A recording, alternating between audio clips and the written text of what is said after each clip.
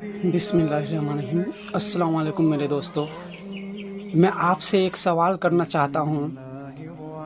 कि मौत के फरिश्ते जब इंसान की रूह को निकाल कर ले जाते हैं और जब मरने वाले इंसान की जब तदफीन हो जाने के बाद जब उसे उन्हें दफनाने वाले दफन करके आ जाते हैं, तो क्या मुनकर नकीर जब उनके सवाल जो उन बंदे से पूछते हैं, तो क्या हर बंदे के लिए एक ही सवाल है क्या? मैंने तो सुना है कि वहाँ 3 सवाल करते हैं हर शख्स से। मन रब्बु का, तुम्हारा रब कौन है, मा दीनु का, तुम्हारा दिन क्या है, और आप सल्लल्लाहु अलैहि वसल्लम के बारे में पूछते हैं कि इस शख्स के बारे में तुम दुनिया में क्या ख्याल रखते थे, इनके बारे में दुनिया में क्या कहते थे।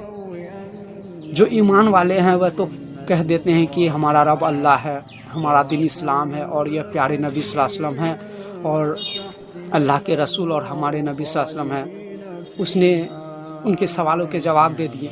आप इमेजिन कीजिए कि अल्लाह ताला अपने बंदों पे कितना रहम करम करता है कि वहाँ जो मरने वाले इंसान है, वह चाहे एक आलिम हो या कोई हाफिज कुरान हो या बड़े मुहद्दिसीन हो, और एक जो कुछ भी नहीं जानता हो, इल्म के बारे में कुछ भी जानकारी नहीं रखता हो और वह कभी पढ़ा लिखा भी नहीं हो, ऐसे इंसान के भी साथ एक ही सवाल करते हैं। तो क्या आपने ये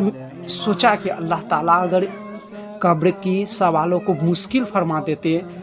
अगर हर शख्स के साथ अलग अलग क्वेश्चंस करते, वहाँ अगर मान लीजिए किसी को कहा जाता कि तुम हमें सूरह रहमान पढ़ के सुनाओ, किसी शख्स से कहा जाता कि तुम हमें सूरह यासीन पढ़ के सुनाओ, किसी शख्स से कहा जाता कि तुम हमें सूरह मुल्क पढ़ के सुनाओ। ए मुसलमानों, सोचो कि अल्लाह ताला हम पे कितनी इनायतें कर रखे हैं। तुम अल्लाह की कौन कौन सी नेमतों को झुटलाओगे। अल्लाह ताला ने सबसे पहली मंजिल कब्र को रखा और कब्र में जो मुनकर नकीर आते हैं सवाल करने के लिए उस बंदे से, हर उस बंदे के लिए एक ही सवाल रखे हैं। आप सोचिए कि अल्लाह ताला हम पे कितना रहम करम करता है, और आज हम अल्लाह की दीन से दूर होते जा रहे हैं और नमाज से दूर होते जा रहे हैं। ए मुसलमानों, बरोज महशर में क़यामत के दिन अल्लाह ताला सबसे पहला सवाल नमाज का करेगा, और नमाज किसी सूरत पे भी माफ़ नहीं है,